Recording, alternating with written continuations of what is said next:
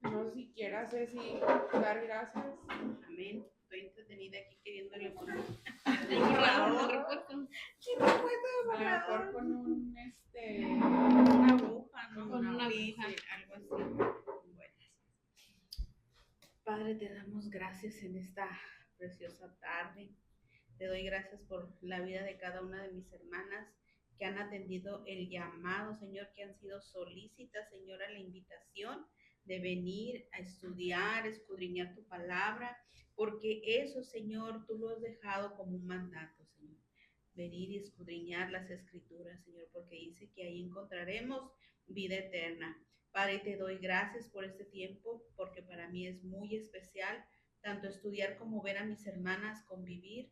Y te ruego por mis hermanas que vienen en camino, por aquellas que no han podido venir por alguna situación, nuestra hermana Alicia que se reportó que está en La Paz. Padre, ayúdala, Señor, en este tiempo, que tu paz repose en su corazón, en su mente.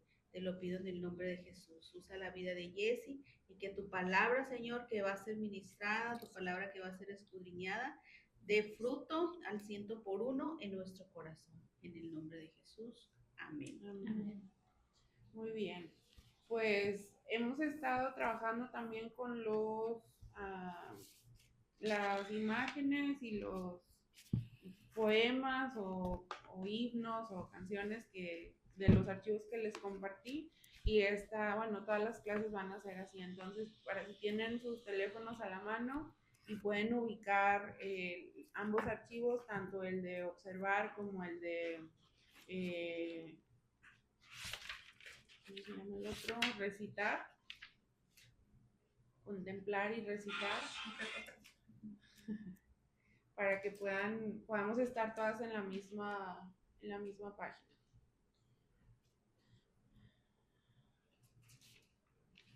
Cada semana hemos estado viendo lo que diferentes autores, diferentes,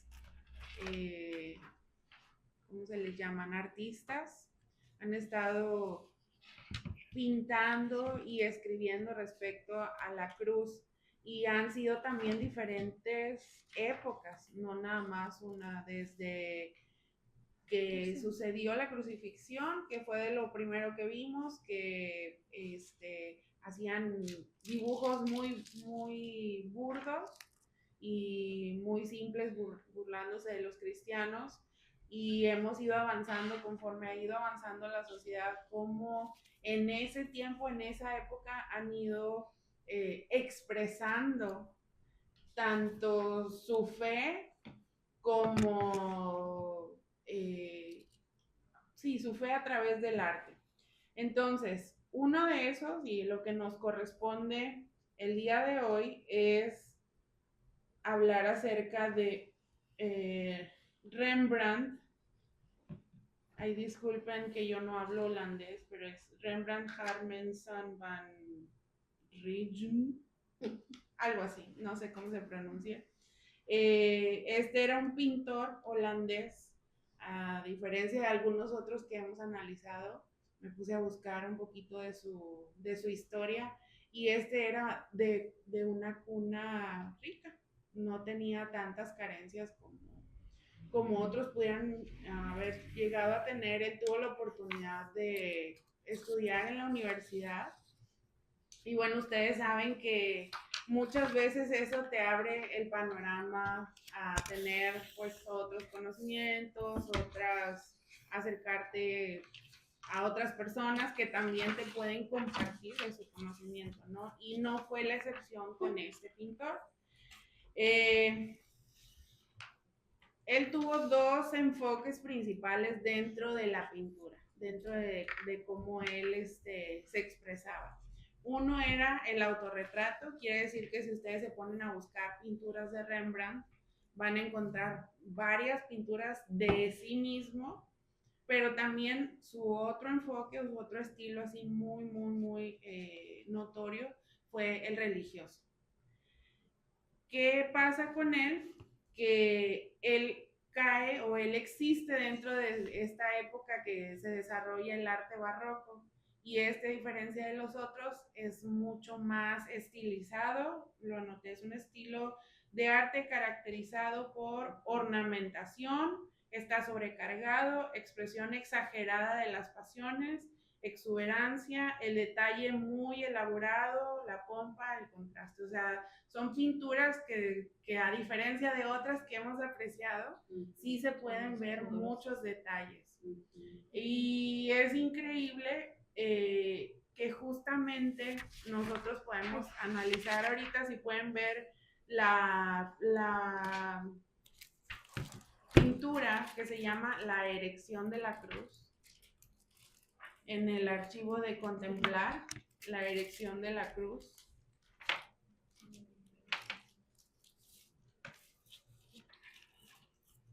Dice ahí el pie de la imagen. Uno de sus famosos cuadros muestra a Cristo en el centro clavado, mientras los soldados están levantando la cruz. Pero a los pies de Jesús hay un hombre con una boina de artista. ¿Quién creen que es? Es Rembrandt. Él mismo se pinta ahí. Entonces, podemos notar como muchas sombras, algunas imágenes que se ven como muy apenitas, como que apenas les da la luz, y otras como si estuvieran enfocadas única y específicamente en eso, que es donde están levantando la cruz, donde la están empujando y está Cristo siendo levantado. Ahora, ¿cómo, de acuerdo con lo que estamos viendo en esa imagen, cómo expresa él su visión de la cruz? ¿Cómo lo pueden observar ustedes?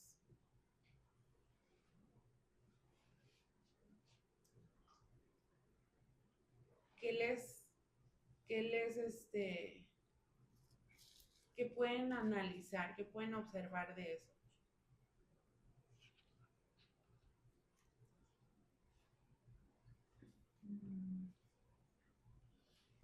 Otra de las características es que él juega mucho con eso de las sombras y la luz, específicamente, y lo pueden observar en esa imagen, y luego si buscan más en internet, van a ver que él utiliza mucho esa técnica de mucha luz y muchas sombras para dar un enfoque a lo que él quiere resaltar de esa imagen. Entonces, ¿qué expresa él en su visión de la cruz, en esa imagen? ¿Qué les parece a ustedes que está intentando decir con lo que pintó?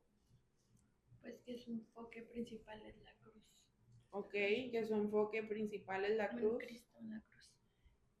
Y si se fijan, él aparece también dentro de lo iluminado, no dentro de las sombras. Y algo que a mí me puso a pensar fue que quizá él mismo se sabía partícipe de que Cristo estuviera siendo crucificado. A lo mejor, no sé, es una de las cosas que se me pudieran ocurrir del por qué él se pinta iluminado dentro de ese cuadro. Ahora, también otra de las cosas es que puede hacer alusión a la oscuridad como el pecado y a la luz como la gracia. Todo lo que está lejos de Cristo, que en esa imagen lo podemos identificar como algo oscuro que no tiene luz sobre sí mismo, podríamos identificarlo como pecado y lo demás como gracia. Ahora, podemos encontrar también eso en Gálatas y en Efesios. ¿Qué nos dicen Gálatas y Efesios sobre la cruz? Y podemos ver algunos versículos que los pueden anotar. Ahorita no los vamos a leer todos porque si no nos vamos a ir muy, muy extendidas. Pero ahí donde tienen ustedes su pregunta, ¿qué aprendemos de Gálatas y Efesios sobre la cruz? Pueden anotar Gálatas 2, 19 y 20. Gálatas 3, 11.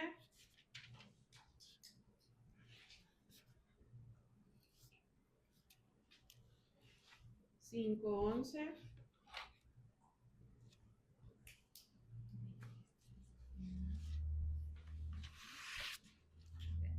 y 6:14. ¿Pero eso le dices el anterior? Sí, este es el de la clase anterior. Ah, ok.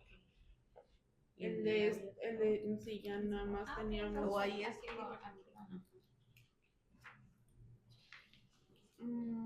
5:11 y 6:14. Y Efesios 2:13 al 16, 5:2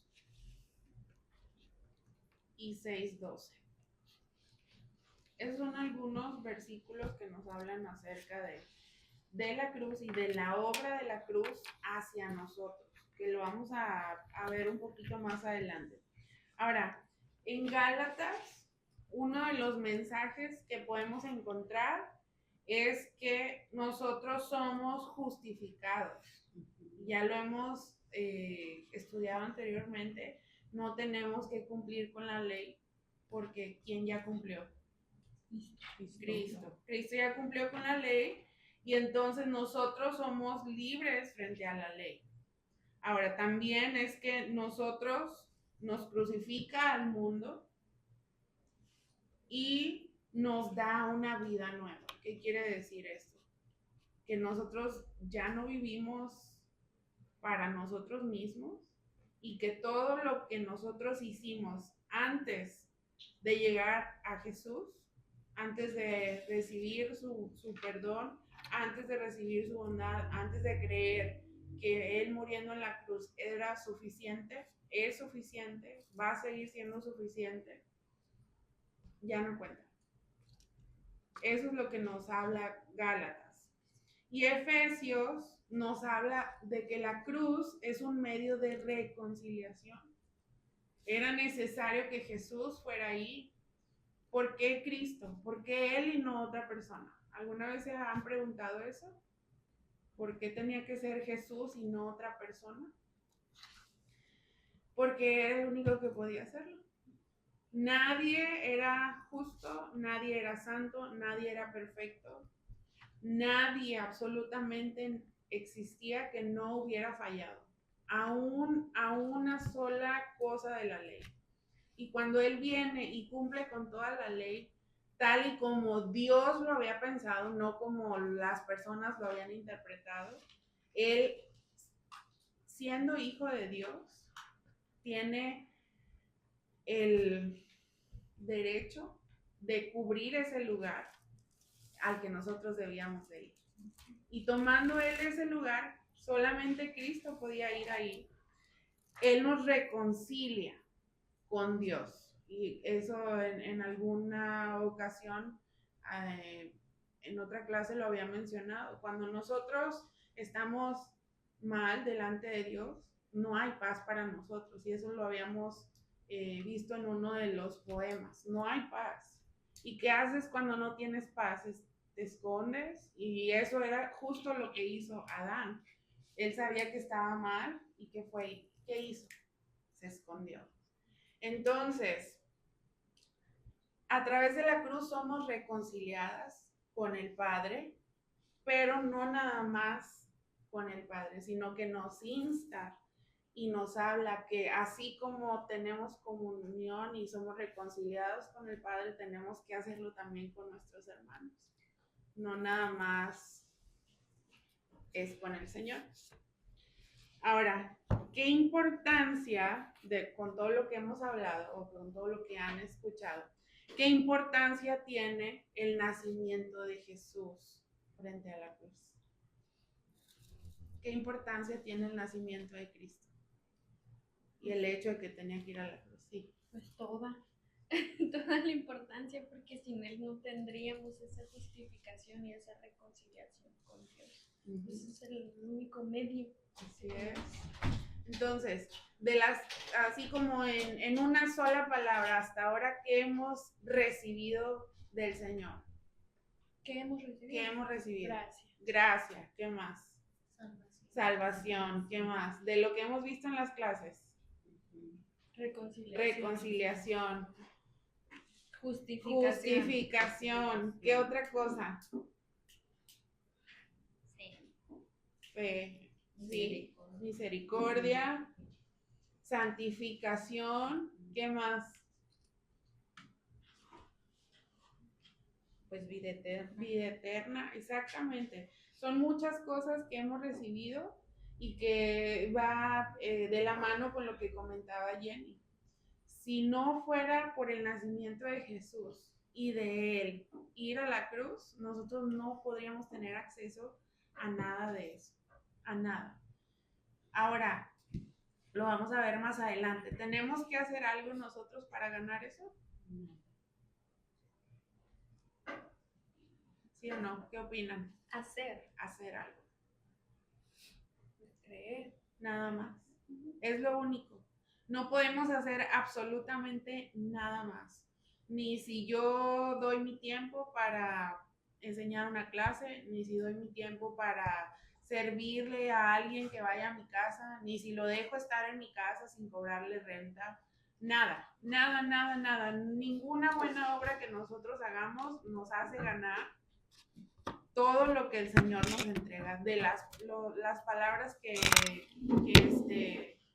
hemos comentado ahorita. Ahora, siguiente pregunta. ¿Por quién murió Jesús? Nosotros.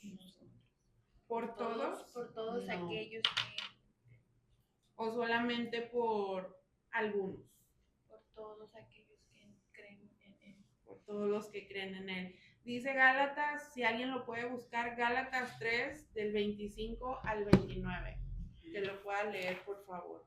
¿Gálatas qué, perdón? Gálatas 3, del 25 al 29. Dice, pero venida la fe, ya no estamos bajo ayo. Pues todos sois hijos de Dios por la fe en Cristo Jesús. Porque todos los que habéis sido bautizados en Cristo, de Cristo estáis revestidos. Ya no hay judío ni griego, no hay esclavo ni libre, no hay varón ni mujer, porque todos vosotros sois uno en Cristo Jesús.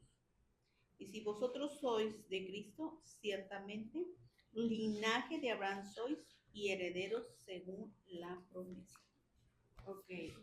¿Qué nos dicen esto? ¿Hay diferencia? Si somos mexicanos o si somos iraníes o si somos chinos, no hay absolutamente ninguna diferencia. Porque el Señor, cuando ha venido la fe a nosotros, nos ha hecho libres y somos uno en Él. Quiere decir que en ese tiempo habían algunos que decían que solamente los judíos podían recibir ese beneficio de Cristo habiendo sido muerto en la cruz. Pero no fue así, porque también Dios llama a Pablo y cuando llama a Pablo le encarga que vaya y predique a los gentiles. Y los gentiles son todos los que no son judíos. Entonces, por eso menciona muy, muy claramente en el versículo 28, ya no hay judío ni griego, no hay esclavo, no hay libre, no hay varón, no hay mujer, porque todos somos uno en Cristo Jesús. Es interesante porque, bueno, lo que yo estaba viendo es de que en ese entonces Pablo estaba escribiendo esta carta porque se había empezado en este caso había muchos gentiles y se estaban juntando muchos gentiles y judíos. Y los judíos estaban como que diciendo, oye, pero yo sí soy heredero de Abraham, porque tú que eres gentil, tú también tienes ese privilegio. Ok, y si tú tienes ese privilegio, tienes que hacer lo mismo que nosotros hacemos. En este caso, una de las cosas fue la circuncisión. Ajá. Y que fue entonces Pablo fue y les dijo, es que ustedes no entienden, si ustedes empiezan a enfocarse en eso y no en la cruz, es vana entonces la cruz. Exactamente, y lo vamos a ver más adelante. Ese fue una de las principales cosas que hacían que Pablo les escribiera todo esto. la necesidad de ellos, de que todos hicieran lo que ellos tenían que hacer.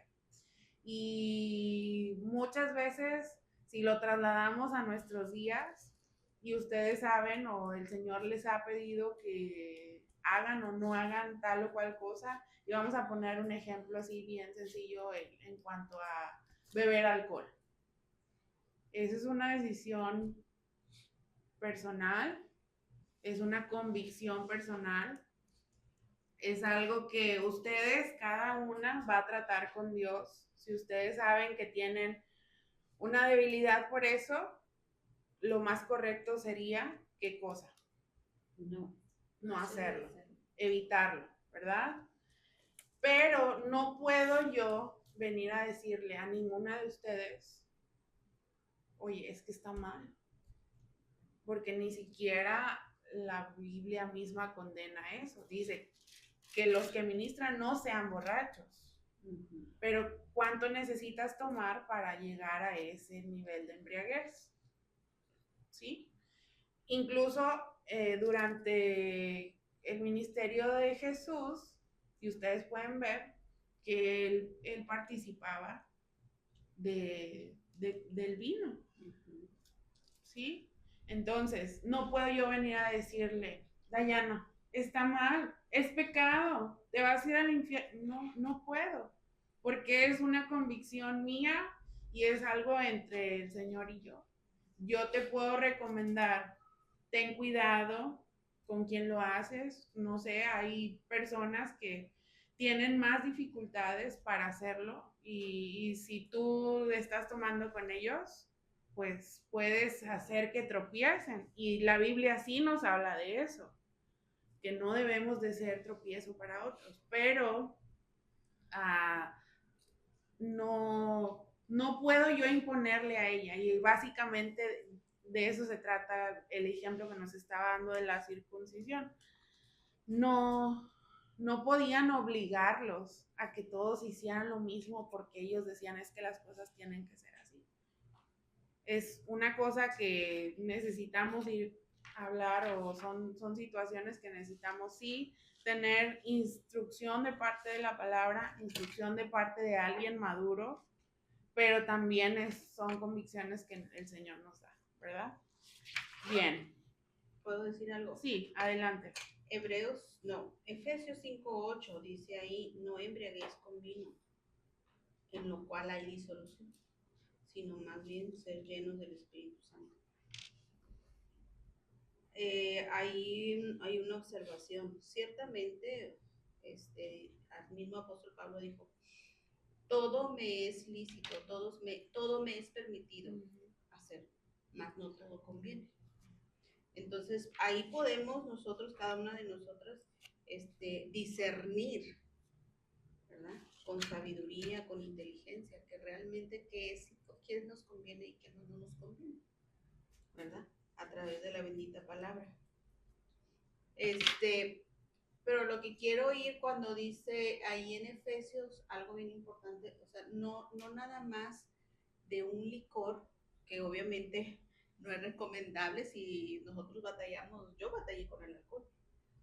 Entonces, ahora ya en el Señor, pues, no, o sea, discúlpame, si yo estoy en alguna sobremesa, prácticamente más con mi familia, ¿no? Que tenemos que ser un poquito más tolerantes, pero en sí ya ir aquí a una fiesta donde no soy así, y al menos que sea alguna amistad, ¿no? Voy presente, dan una foto y bye.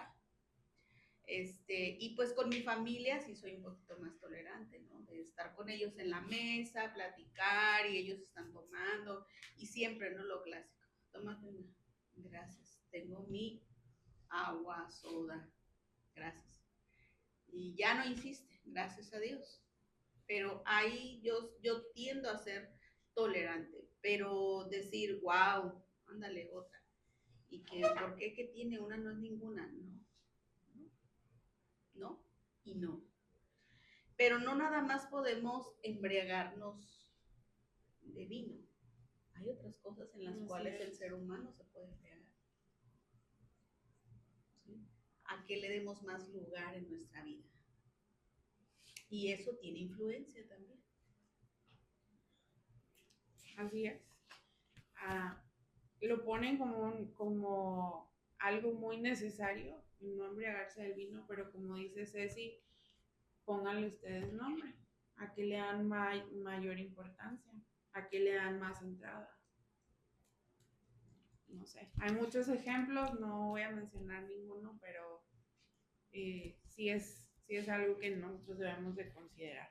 Y bueno, regresando a las preguntas, ¿por qué creen ustedes que Rembrandt se pintó a sí mismo a los pies de Jesús?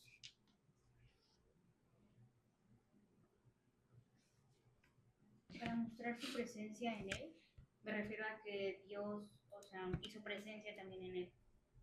Y que era como que mostrarlo. También como lo que dijo que había estado presente en su crucifixión. Pero lejos de eso siento que es más como que el reflejo y la luz que te lleva de esa crucifixión. Ok. Sí. Yo siento ¿Qué más? que se hace como partícipe de la crucifixión, de que es parte de. Como que él es parte de. Rembrandt juega mucho con la luz y con las sombras, eso se los mencionaba al inicio. ¿Por qué creen ustedes que hace eso? ¿Con qué propósito? Porque la misma palabra nos dice que si no perteneces a la luz, Eres al contrario de la exacto. oscuridad. Pues sí, y también el hecho de que era necesario darle como esa prioridad o esa visibilidad a lo que era más importante para él en ese momento. Y él está poniendo, si se fijan, son al menos 3 personas que se ven un poco más nítidamente. Uno, no sé quién sea, pero se ve con ropas muy parecidas a las que tiene Rembrandt, el que sale a su izquierda. Otro es Rembrandt, el que está a los pies de la cruz, al pie de la cruz, y el otro es Jesús. Entonces esas 3 personas eran importantes para él en el tiempo en el que él pintó eso. Y es parte de utilizar esa técnica de claro oscuro.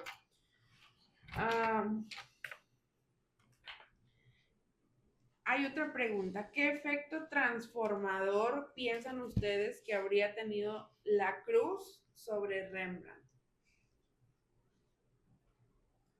¿Qué efecto transformador? Nosotros no tenemos nada escrito, no hay una declaración de su puño y letra que diga yo creí y esto fue lo que pasó en mi vida, pero sí nos podemos nosotros poner a imaginar qué fue lo que pasó.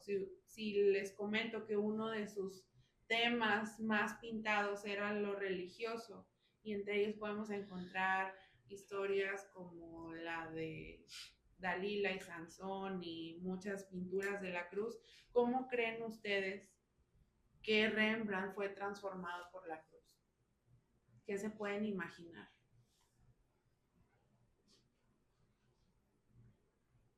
Pues si fue en su época, supongo que vio o estuvo investigando, también supo acerca de lo que hizo Jesús. Y para él también era impresionante tanto lo que hizo como cómo fue crucificado o el por qué también fue crucificado. Así es. Sí fue muy importante. Parte de lo que les compartía era que él era de una cuna privilegiada, esa es la palabra. Entonces tenían, mientras más privilegio tienes, la información siempre ha sido parte de eso. Entonces ellos tenían más acceso a la información. Y en alguna de las páginas que leí decía que sí, que la mamá de Rembrandt muy comúnmente durante su niñez le leía la escritura. Entonces pueden imaginarse qué tanto impacto tenía la escritura en la vida de él para poder tener como una de sus prioridades el pintar cuadros que tuvieran que ver con la cruz o con cualquier otro pasaje de la escritura. Y cómo es importante, bueno, eso no dice aquí, pero cómo es importante que también nosotros nos empapemos tanto de esto, aunque en algún momento no entendamos lo que estamos leyendo, porque cuando sí lo necesitamos, el que nos recuerda todas esas cosas es el Espíritu de Dios. Entonces, eso transforma, la palabra transforma nuestra vida. Y yo pienso que también tuvo que ver mucho con lo que Rembrandt pintaba durante la época del barroco, del arte barroco. ¿Cuál fue el año de él, de que vivió? Fue en 1600, algo así, porque sus pinturas fueron en 1606 a 1669, perdón. Vivió como 63 años más o menos. Y bueno, pueden buscar pintores de su época, contemporáneos de él, y ellos pintaban otras cosas, pintaban paisajes, pintaban cosas de su vida cotidiana, pero como les mencionaba, él estaba muy enfocado tanto en los autorretratos como en pinturas religiosas. Entonces, no pasaron tantos años después de la crucifixión, Jesús mismo apareció a Pablo y la vida de antes fariseo, cambió radicalmente. Esa historia la pueden encontrar en Hechos, si lo quieren buscar. Y fue tanto el cambio, fue tan radical que este hombre, 15 años después, recorrió Galacia, lo que hoy es Turquía, compartiendo las buenas nuevas de Jesús, y muchos creyeron.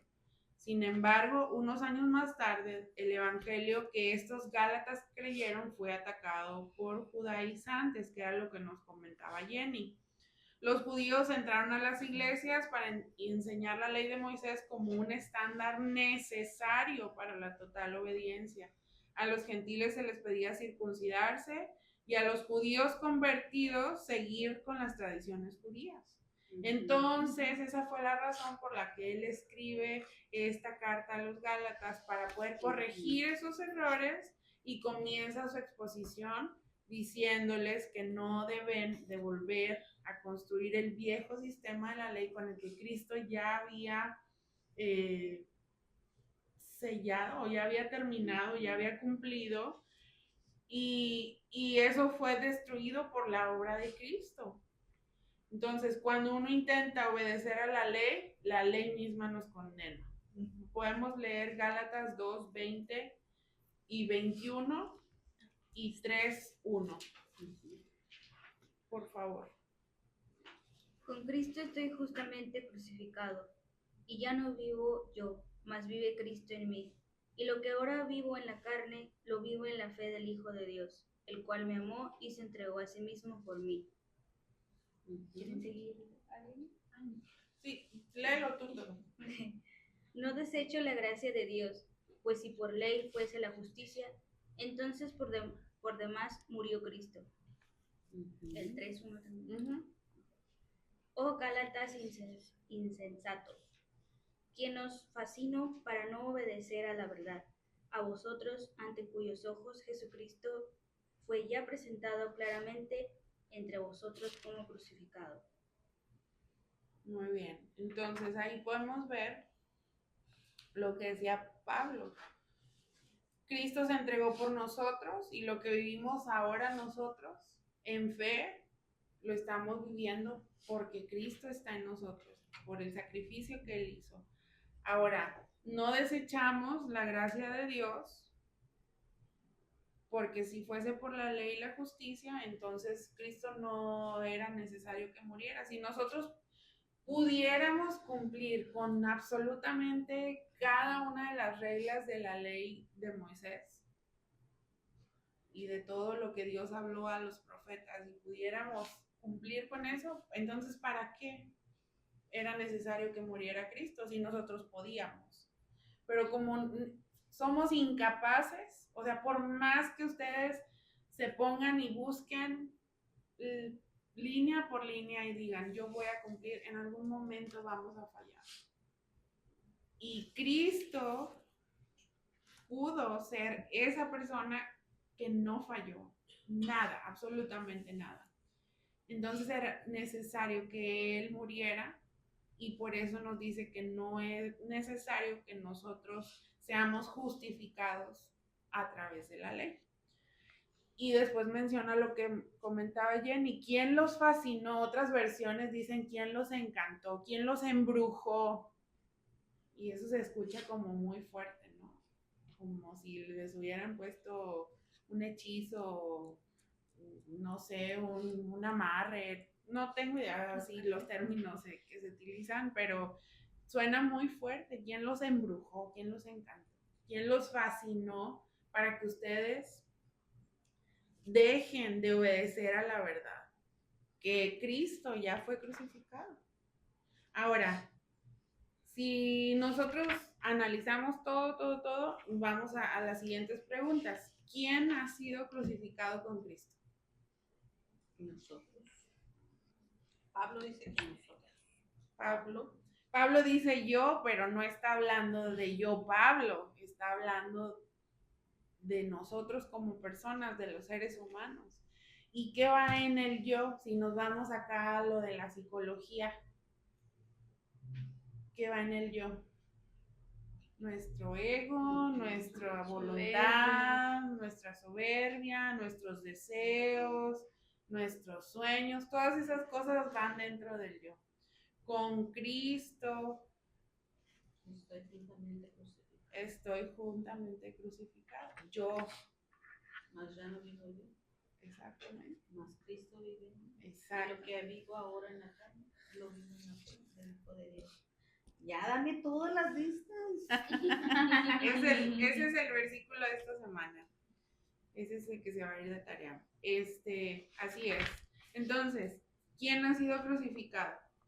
Yo, mi ego, mi voluntad, mis deseos, mis sueños, todo.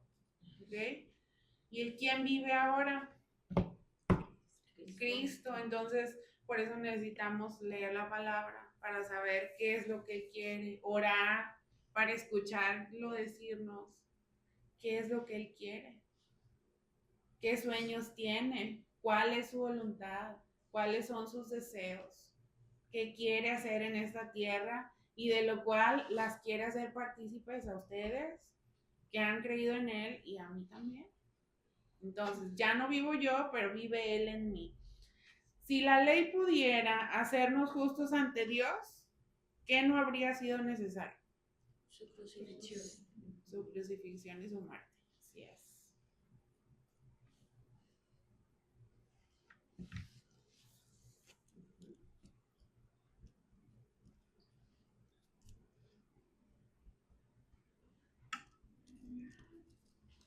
Hay algo ahí importante si tuvieran la oportunidad de leer en Gálatas o escuchar,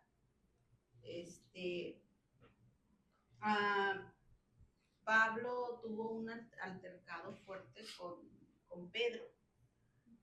Pablo tuvo un altercado, o sea, se disgustaron, pues. Ahí lo dice, si ponen atención, o sea, se disgustaron. Y le amonestó la hipocresía de Pedro. Porque Pedro sí admitía por la fe, o sea, los judíos después de Jesucristo, los judíos les estaba haciendo difícil que como la fe, también ahora entrábamos nosotros, los no judíos, pues, los gentiles. Les estaba costando trabajo a Pedro. Pablo no, porque el Señor le dijo, yo te estoy mandando a ti, a los gentiles. O sea, Pablo estaba siguiendo, ¿ok? Tú, Señor, me estás mandando. Pero los demás discípulos les estaba costando trabajo. Y entre ellos estaba Pedro, porque Pedro tenía un liderazgo ante la iglesia que el Señor se estaba levantando. ¿Y quién tenía mayor experiencia? Y si vemos en la escritura, el Señor a todos sí les demanda, pero a quien más le entrega el liderazgo es a Pedro. Entonces Pedro se le ve que sí quiere aceptar la gracia para los gentiles, los no judíos, pero batalla. Y Pablo ahí en de Gálatas lo amonesta a él y a todos los amonesta, a todos los discípulos. ¿Por qué? Los judíos, discípulos judíos, porque por la aceptación. Y les cuesta trabajo. ¿Por qué? Porque quieren imponer que así, porque somos judíos y la ley dice y aquí, y ahí es donde hace totalmente hincapié Pablo, de que es por la gracia y que la ley funcionó como una nodriza en lo que Jesús vino y cumplió, vino a ser, ¿sí saben qué es una nodriza, no? Alguien que cuida, que está al pendiente. Entonces, ahí, esa palabra a mí me encanta y llévensela, es bien importante. Cómo la ley fungió, y Pablo lo dice, que es como una nodriza. O sea, no es de que se tiene que quitar, porque el mismo Señor Jesucristo, yo he venido no he venido para que quitarla, no, que es el cumplimiento, yo soy el cumplimiento de la ley. ¿Sí? Entonces Jesús es el cumplimiento de la ley. Y concluyo con eso, porque actualmente mucha gente está involucrada ahorita en que hay que saber el hebreo y que mucha esto y aquello, el otro, y hay personas que se han ido al otro extremo a judaizar, otra vez a hacer el montón de ritos. Entonces, ahí está clarito con Gálatas, o sea, es por fe. Es por fe. Sí, es por fe en la obra de Cristo. En la obra de Cristo. Exacto. Que Él ya cumplió con toda esa ley. Exacto. Tengo que pasar a retirar porque tengo que ir a la lavandería, no me voy a cerrar. Ah, ok. Sí. Para que no se queden con el pendiente. Bueno, Cuídate, Karen. Entonces nos vemos cuando? El sábado. El domingo. Para la junta de jóvenes adultos. Ah, sí, el sábado. Y ya de ahí. De los jóvenes adultos. Ah, sí. Y ya de ahí hasta El domingo y el martes. Sí. Dale. Cuídate. Me gustó verla. Igualmente. Muy bien, pues póngale un pin a eso que acaba de decir Ceci, que nos va a servir para unas preguntas más adelante. Spoiler.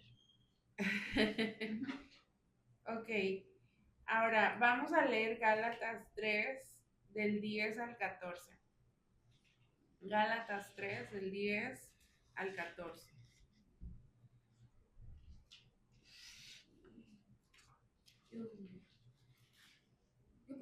Sí, adelante. Porque todos los que dependen de las obras de la ley están bajo maldición, pues escrito está: maldito todo aquel que no permaneciere en todas las cosas escritas en el libro de la ley, para hacerlas. Y que por la ley ninguno se justifica para con Dios. Es evidente, porque el justo por la fe vivirá. Y la ley no es de fe, sino que dice: el que hiciere estas cosas vivirá por ellas. Cristo nos redimió de la maldición de la ley, hecho por nosotros maldición, porque está escrito: maldito todo el que es colgado en un madero, para que en Cristo Jesús la bendición de Abraham alcanzase a los gentiles, a fin de que por la fe recibiésemos la promesa del Espíritu. Ok. Según este pasaje que nos acaba de leer Marichuy, ¿por qué razón los que dependen de la ley para hacerse justos ante Dios están bajo maldición? Porque nadie puede cumplirlas, solo Cristo. Exactamente. Porque le preguntaban, bueno, y si no, la justificación no es por obras de ley, ¿por qué Dios en el Antiguo Testamento hizo todas estas leyes? Y es ahí cuando Pablo les contesta, justamente para enseñarles al pueblo que no pueden cumplir con esas leyes. Así es. Pues ahí está la respuesta, ya se las compartió Jenny.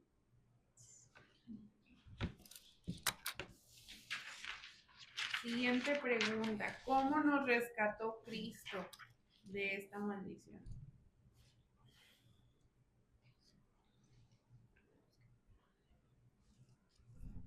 ¿Cómo nos rescata Cristo? Dice aquí, hecho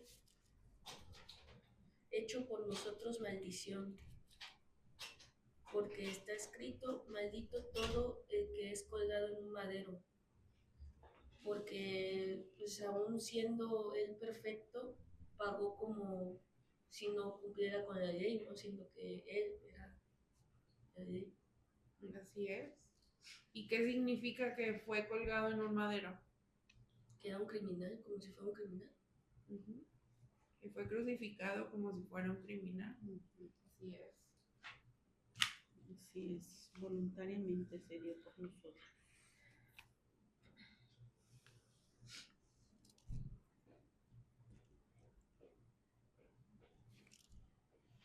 Dice la autora, qué pensamientos tan profundos. Demos gracias al Padre por la obra de Jesús. Amén. En la carta de Efesios, la escribe unos años después, también Pablo habla sobre el misterio del Evangelio de la salvación. El Evangelio, fuente de verdadera sabiduría, se ofreció a todos, tanto a gentiles como judíos. Jesús murió, lo dijimos al inicio, por todos. Y fue para enfatizar todas las bendiciones que surgen de la cruz. ¿Y qué hace Pablo en Efesios? Nos dice o nos deja escritas en algunos versículos que vamos a ver ahí más adelante cuáles son esas bendiciones. Y podemos ir, alguien busque por favor Efesios 1:7, Efesios 2:13 y 14 y Efesios 5 del 25 al 27.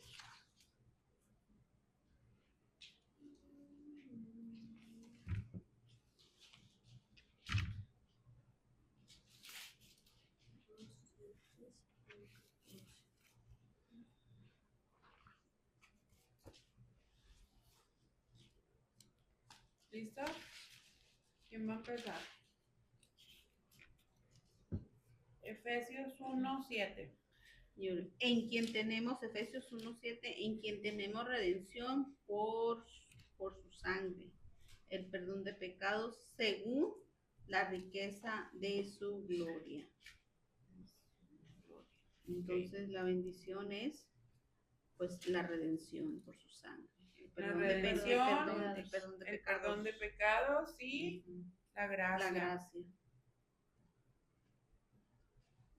Esas son tres de las bendiciones que tenemos o que encontramos en ese versículo. La redención, el perdón de pecados y la gracia.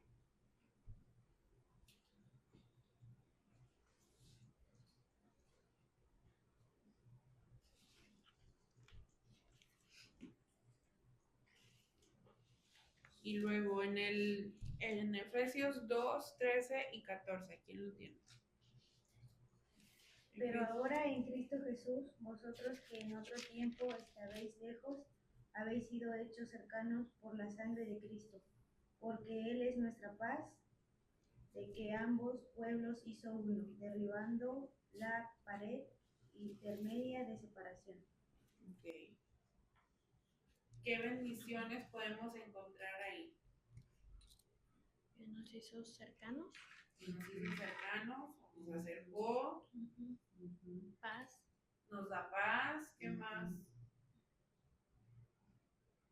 Dice que derribó la pared intermedia. De la No hay separación. Ya no hay separación. Ajá. No hay enemistad. Esa es otra cosa. Y vuelve a mencionar paz. Y aquí menciona reconciliación, que es otra de las cosas que Dios nos da a través de Cristo Jesús, el ser reconciliados con Él. Y la última que dice que no somos enemigos, ya no somos enemigos, ¿ok? Y por último, Efesios 5, 25 al 27.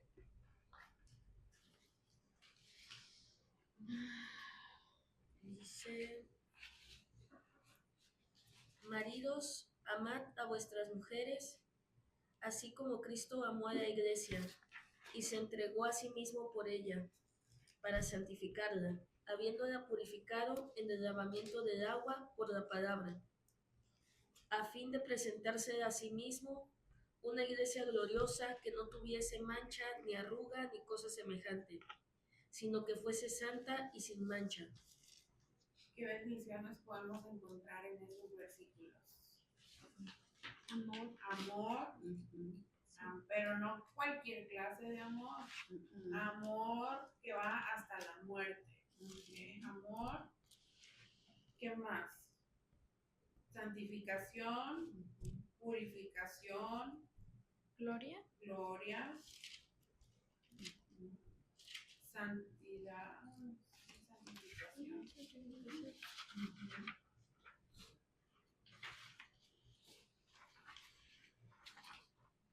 Entonces podemos ver todas las bendiciones que recibimos cuando nosotros creemos. La cruz es para todos, judíos y gentiles, para pintores como Rembrandt en los años 1600, o para los que estuvieron antes de él, o para nosotros que estamos hoy, y para los que vengan después de nosotros hasta antes de que Cristo vuelva. Y como lo marca la carta a los Gálatas, cuando vino el cumplimiento del tiempo, Dios envió a su Hijo, nacido de mujer y nacido bajo la ley, para que redimiese a todos los que están bajo la ley. Y eso está en Gálatas 4, 4 y 5. Quiere decir que cuando Él viene a través de descendientes del rey David, como lo menciona la Biblia, pero también hay otra genealogía, y justo esta semana estaba platicando con mi esposo, porque encontramos la genealogía de Lucas y la de Mateo, y ambos tienen diferentes nombres. ¿Cómo? Entonces, ¿está mal? ¿O se contradice? ¿O cuál es la razón? Una de esas genealogías manda hasta el rey David y te hace ver que es descendiente de él, y otra se va más atrás todavía hasta Adán. Nos deja ver que él era humano, así como somos nosotros, y que él nació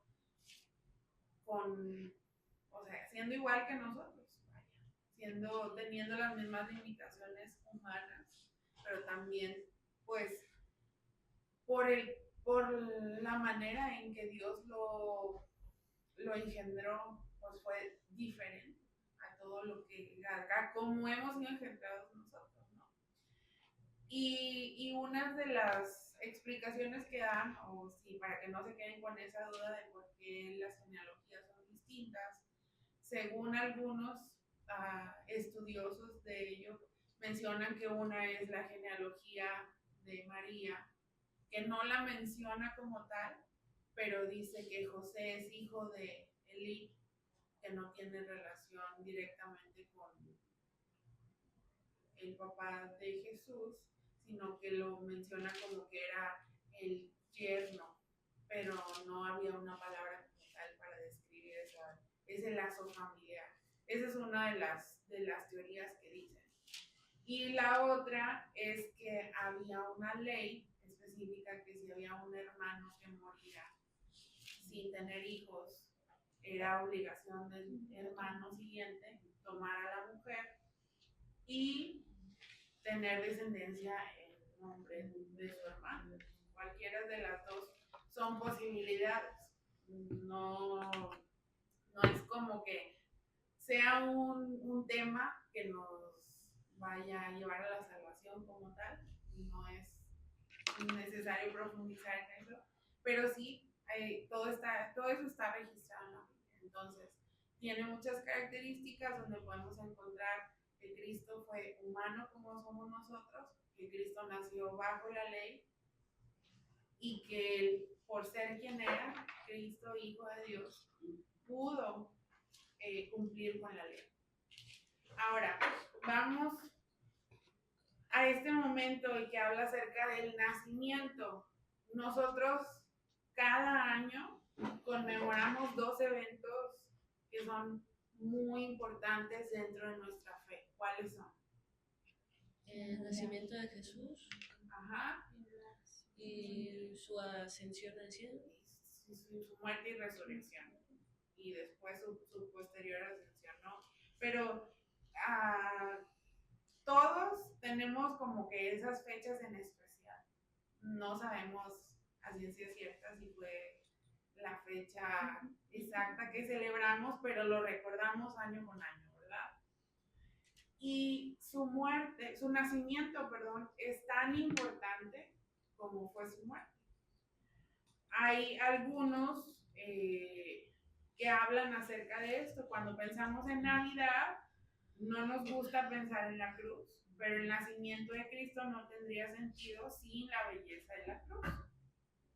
Miguel de Unamuno, que vivió de 1864 a 1936, fue escritor, poeta, filósofo español y un exponente principal de la generación de 98. Inicialmente se centró en cuestiones éticas y los móviles de su fe, pero más tarde usó la literatura y la poesía para poner un poco de orden a sus contradicciones personales y las paradojas de su pensamiento. Si bien huyó de las etiquetas y su afiliación religiosa es un misterio, o sea que nadie sabe si él se decía cristiano o de otra denominación, él se abrazó a Jesús, pues para él el corazón del cristianismo fue Cristo, solamente Cristo. Entonces vamos a el otro archivo, que es el de Recita, y busquen por favor el que dice Cántico de Navidad. Y vamos a leerlo. ¿Quién me quiere ayudar a leerlo? Está en la página 8.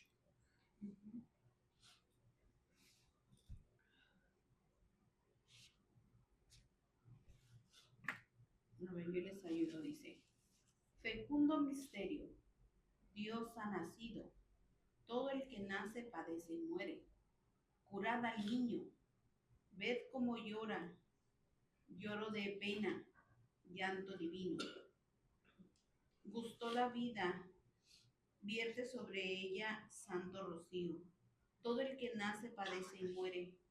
Sufrirá el niño. Pasión y muerte. La rosa viva que está buscando humana leche, hiel y vinagre, para su sed de amor ardiente, tendrá al ajarse.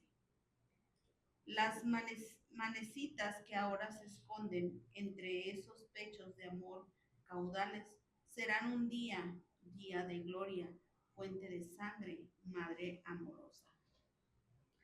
Para muerte cría a tu niño, mira que llora, llora la vida, tú con la vida cierra la boca. Todo el que nace padece y muere, morirá el niño, muerte afrentosa. Dios ha nacido, no, Dios no nace. Dios se ha hecho niño. Quien se hace niño padece y muere. Gracias, Dios mío, tú con tu muerte nos das la vida que nunca acaba, la vida de la vida. Tú, Señor, vencedores de la vida. Nos hiciste tomando nuestra carne y en la cruz vencedores de la muerte, cuando de ella en dolor te despojaste. Gracias, Señor. Gracias, Ceci. De lo que acaba de leer Ceci, ¿qué frases repite? Vive y muere. Vive y muere. Vida y muerte. El niño padece y muere. ¿Qué efecto produce eso?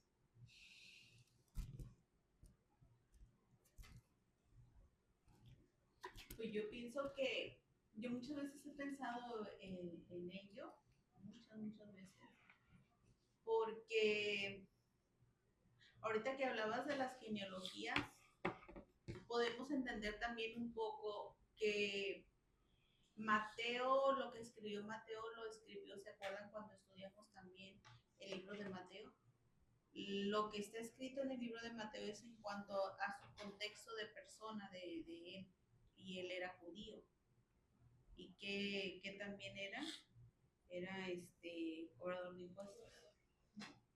Entonces, desde el punto de vista de él podemos entender, yo creo, un poco también el contexto de la genealogía.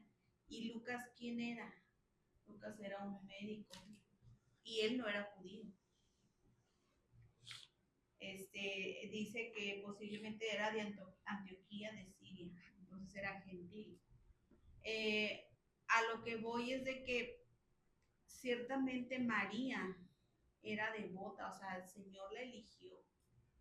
María era una persona que buscaba a Dios de su corazón. Así como María, yo pienso que ella tenía en cuenta bajo las tradiciones quién fue Esther, quién fue Ruth y todo ello, ¿no? Como, porque incluso si vamos a las fiestas del pueblo judío, consideraban mucho,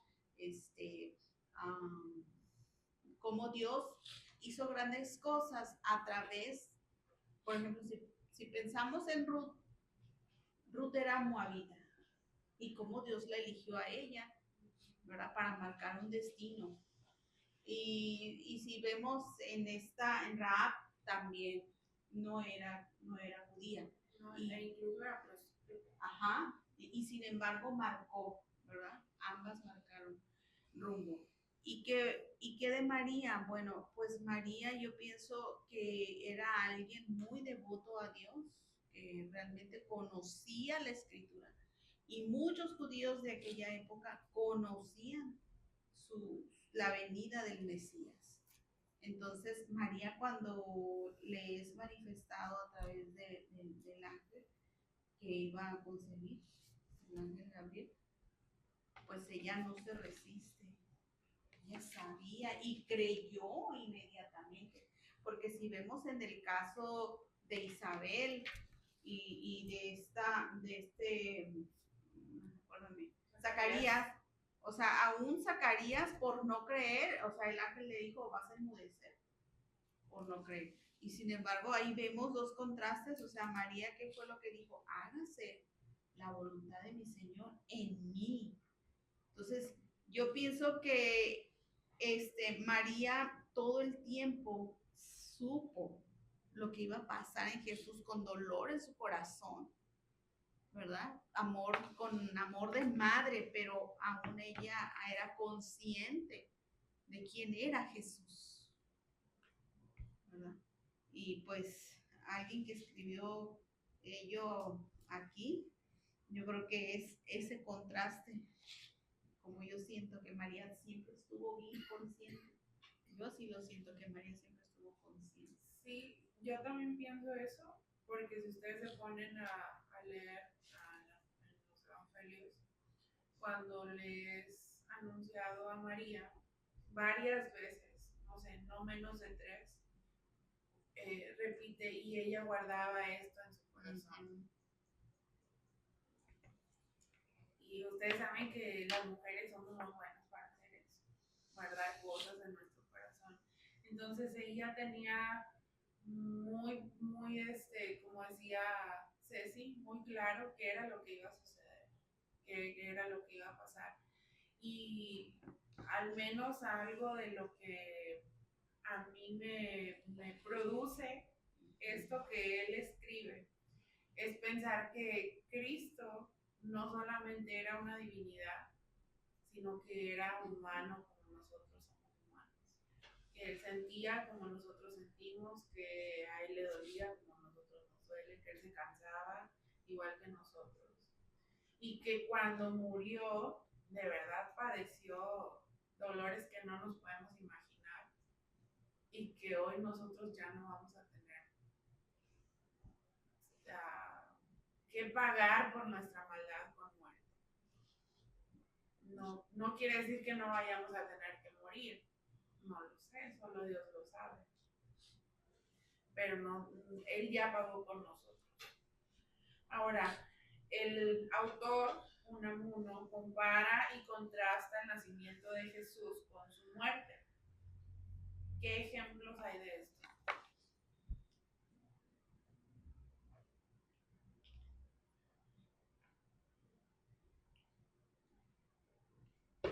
Hay una frase que dice, todo el que nace Padece y muere. Y esa frase la repite casi que cada uno de los versos que escribió en este cántico de Navidad. ¿Qué les dice a ustedes personalmente este poema? Creo que es lo que decía, que al final de cuentas Jesús también fue humano, fue persona, sintió, y pues sigue siendo el ciclo que tenemos hasta el momento de la vida. Naces, no todos vivimos muy bien todo el tiempo, hay altos y bajos, padecemos y al final Morimos. Entonces es como decía, el ciclo de la vida. A todos nos pasa. Y él también lo vivió, nació, padeció y murió. Pero, ¿cuál fue la diferencia de él? No solo murió, resucitó, y esa es nuestra esperanza. Esa es nuestra esperanza. Muy bien. Vamos a hacer a partir del donde dice el estudio 1, y la autora dice, hace poco, amigos de 10 años le detectaron caries y se puso muy triste. No comprendía yo su malestar hasta que me dijo, es que siento que si no soy perfecto, Dios no me va a querer. ¿Alguna vez se han sentido así? Yo creo que sí, todos. Si no somos perfectos, ¿cómo podría querernos Dios? Pues así nos quiso Dios, aun cuando éramos sus enemigos, aun cuando estábamos apartados de Él, aun cuando estábamos muertos en delitos y pecados, como dice la palabra, Él se entregó. Y aquel sacrificio que hizo hace no sé cuántos años, más de 2000, sigue vigente para nosotros el día de hoy. No fue solamente para los que existieron antes de él, ni para sus contemporáneos, sino para todos los que íbamos a existir. Entonces, la gracia gratuita que podemos recibir de parte de Dios nos hace sospechar que hay algo oculto. A final de cuentas, en todos lados funciona así, ¿verdad? Nada es un regalo, pero la salvación sí que lo es. Tristemente, muchas veces las religiones de los hombres exigen algo más que la obra salvadora de Jesús, y de esto habla Pablo en Gálatas, que era de los comentarios que ya habíamos hecho tanto Ceci como Jenny. Y lo podemos ver en el capítulo final de Gálatas, Gálatas 6, del 12 al 15, y lo voy a leer yo. Dice, todos los que quieren agradar en la carne, estos os obligan a que os circuncidéis solamente para no padecer persecución a causa de la cruz de Cristo. Porque ni aun los mismos que se circuncidan guardan la ley, pero quieren que vosotros os circuncidéis para gloriarse en vuestra carne. Pero lejos esté de mí gloriarme, sino de la cruz de nuestro Señor Jesucristo. Porque en el mundo me es crucificado a mí y yo al mundo. Porque en Cristo Jesús ni la circuncisión vale nada, ni la incircuncisión, sino una nueva creación.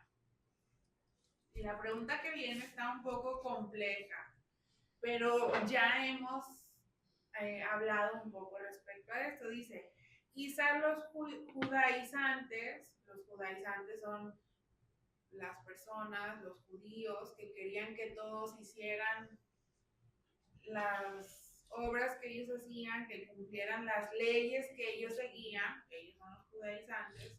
Quizá los judaizantes creían sinceramente que los gentiles debían circuncidarse, pero al final de cuentas ellos no eran los perseguidos o señalados, está hablando que no eran los gentiles a quienes se les estaba dirigiendo esa ley de que tenían que circuncidarse, ¿ok?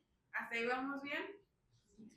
Entonces, ¿cómo explica esto que les acabo de decir a la primera parte del pasaje? Donde dice, todos los que quieren agradar a la carne, estos obligan a que se circunciden, solamente para no padecer persecución a causa de la cruz de Cristo. ¿Cómo explica esto este pasaje? ¿Quién me anima?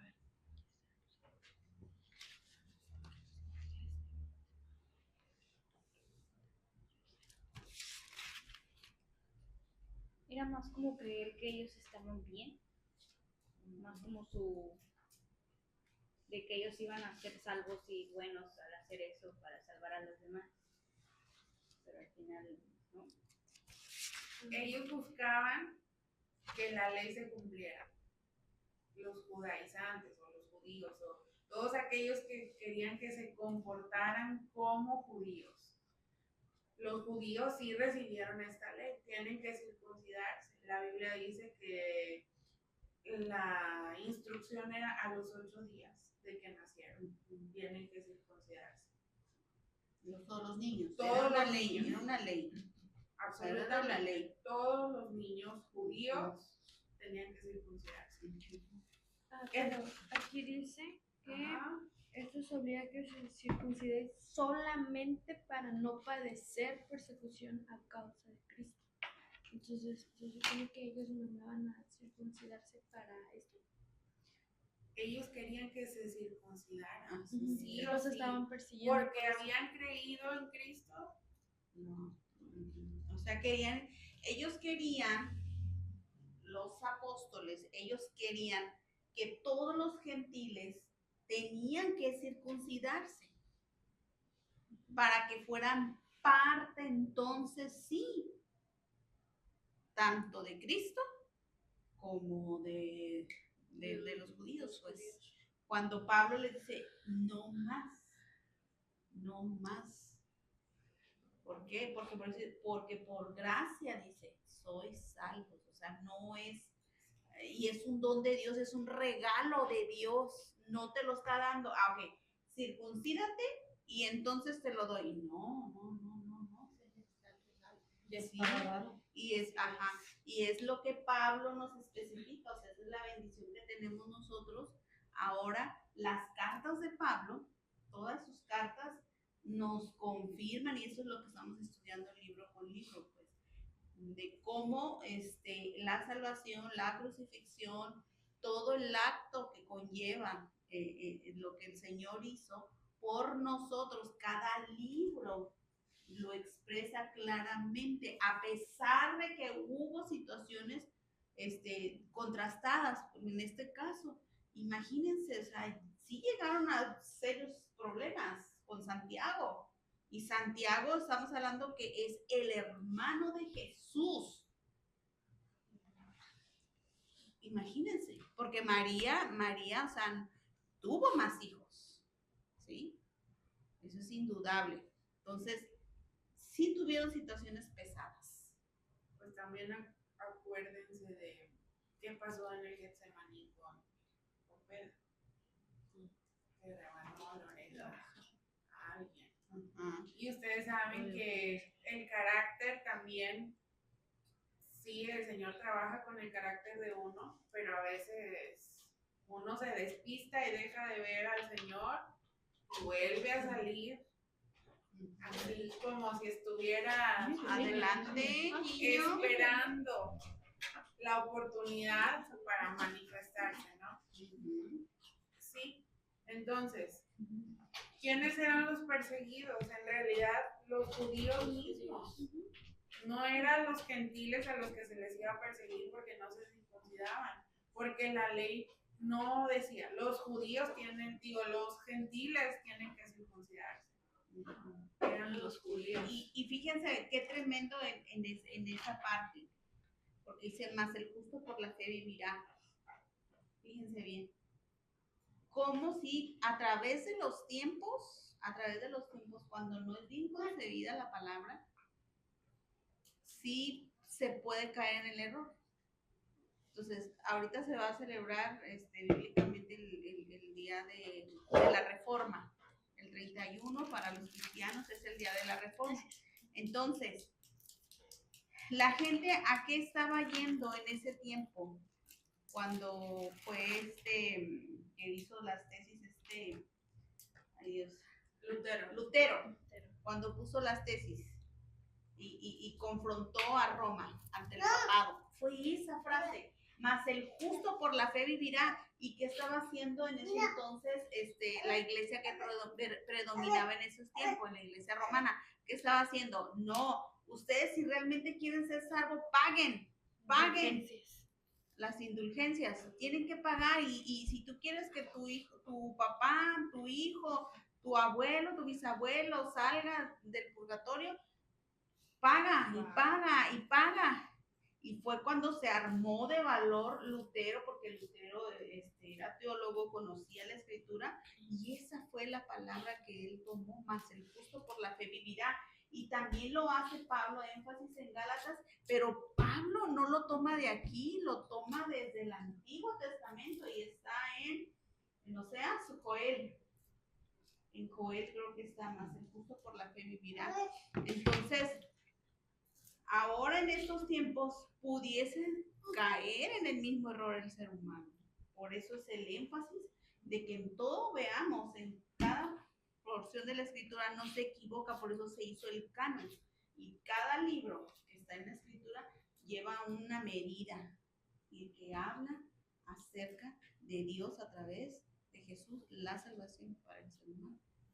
Una pregunta, ¿decía que esto de la circuncisión era como un sacrificio no No, era un ritual que se tenía que hacer, como que ya no es necesario algo que era obligatorio, no necesario, Como para que obligatorio. fuéramos salvos, ¿no?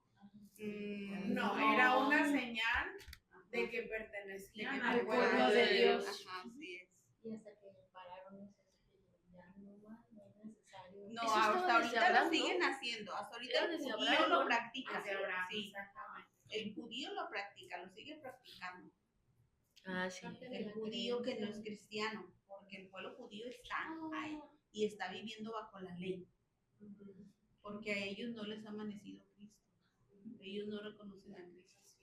El otro día miré un video bien tremendo donde una persona se va a diferentes tipos de judíos, porque hay también diferentes tipos de judíos. O sea, los judíos no reconocen a Cristo. No, Y todo pasó ahí con ellos. sí, Por eso dice que a su pueblo vino y su pueblo no le conoció. así es. Y a todos Y así se les viven hasta reconoce. la actualidad, Y sí así vivimos. así Guerra Y y a pesar todo. de todo, de tanto conocimiento. Ellos el Nuevo Testamento. Es que ellos no se lo pasan. reconocen, no lo reconocen como aquel que pudo vivir una vida perfecta, que murió para poderlos salvar, para poderlos reconciliar con Dios. No lo reconocen. Ellos dicen que era un profeta más, pero por eso es la importancia de que nosotros oremos por ellos, para que ellos tengan una revelación de quién es Cristo. ¿Y ellos cuál es su creencia? Creen solamente en el Antiguo Testamento y muchos de ellos aún esperan que el Mesías venga. Están atrasadísimos. Por eso se les llama ortodoxos. Entonces, ¿qué te dice la frase? Regresando a las preguntas, ¿qué te dice la frase? Ni aún los mismos que se circuncidan guardan la ley. Que nadie puede cumplir. Que ellos creían que era por fe y que veían que ya no era necesario vivir bajo la ley, vivir observando la ley, vivir cuidando cada una de las reglas y normas que se les habían dado, porque Cristo ya había cumplido con todo eso. Así es, así es. Pobrecitos. Dice el versículo 14, Gálatas 6:14. Pero lejos esté de mí gloriarme, sino en la cruz de nuestro Señor Jesucristo, por quien el mundo me es crucificado a mí y yo al mundo. En este versículo encontramos tres cruces. ¿Cuáles son?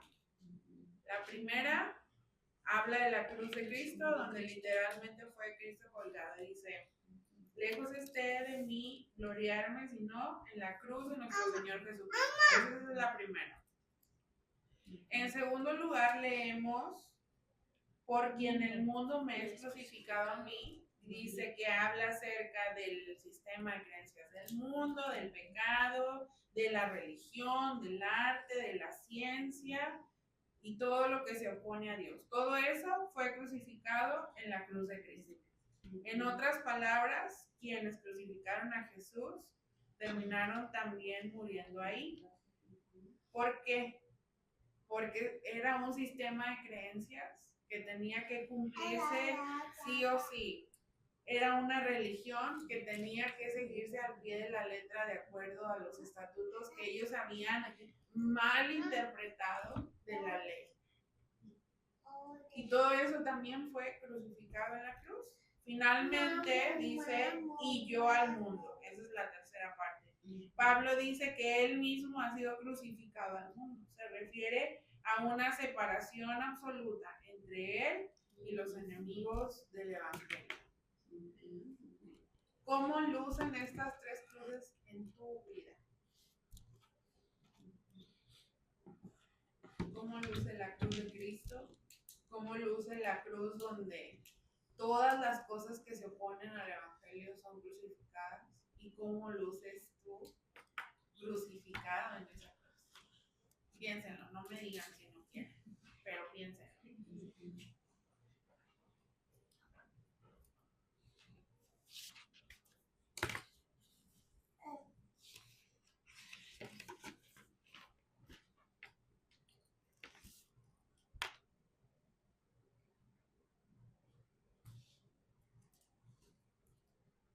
En Galacia, hoy Turquía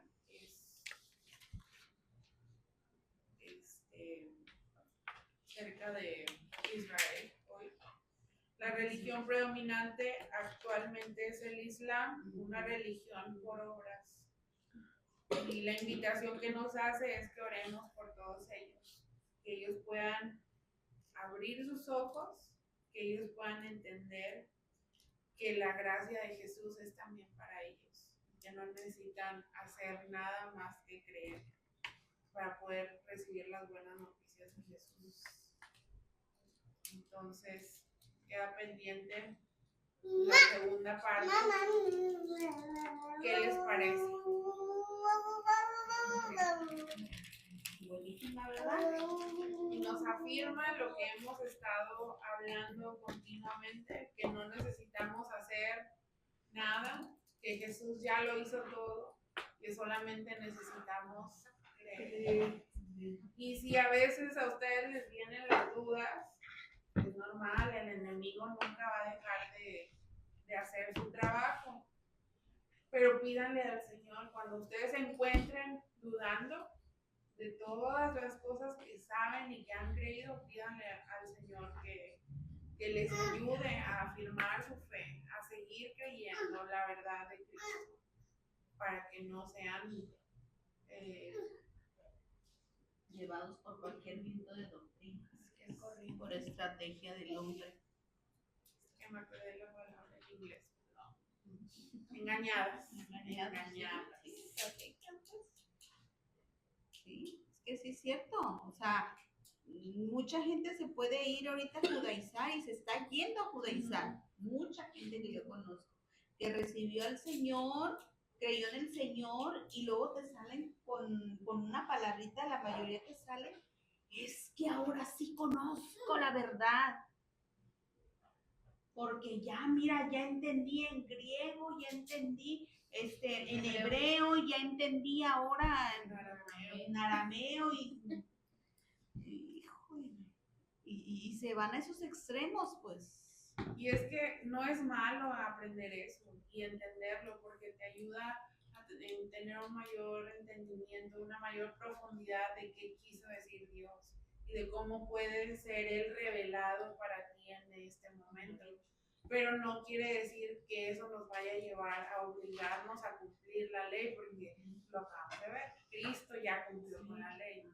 Cristo es nuestro abogado. La Biblia lo dice, abogado tenemos para con el Padre a Cristo el justo. Y Él nos hace justos, y Él nos hace santos, y Él nos perfecciona, y Él hace todo, pero necesitamos nosotros tener fe. Y el fe viene por el oír con la palabra de Dios. Entonces, por eso insistimos tanto, lean. Y aunque no lo entiendan, esta mañana el pastor nos hacía a mi esposo y a mí ese comentario. A lo mejor no lo entiendes en ese momento, o a lo mejor no te sirve para dar una explicación en ese momento, para compartirlo con alguien más, pero cuando llegue el momento en que lo necesitas, el Señor mismo te lo va a recordar. De hecho, por eso esa es la forma en la que cuando Jesús estaba en tentación, cuando estamos enfrentando a una tentación, a una tribulación, eso es con lo que nosotros nos defendemos. Con la palabra de Dios. Así es, por eso la importancia que hace Jessie, hermanas, de verdad, tómenlo con memorizar la escritura, porque si es algo que va a darte el Espíritu Santo en tu mente en alguna batalla, va a ser la palabra. Entonces, entre más memoricemos la escritura, mucho mejor. Si tienes ahí que ya escudriñaste algunos salmos, palabras de promesa, esas de verdad, hermanas, te va a servir como no tienes una idea. Sirven. Entonces, ahorita esta cita, la verdad está muy, muy buena, que la dio acá Mise, que dice, y así dice el Señor, básate en mi gracia, porque mi poder se perfecciona en la debilidad, o sea, no tenemos que andar ahí, ay, es que ya, porque ya tengo tantos años en la iglesia, ya voy.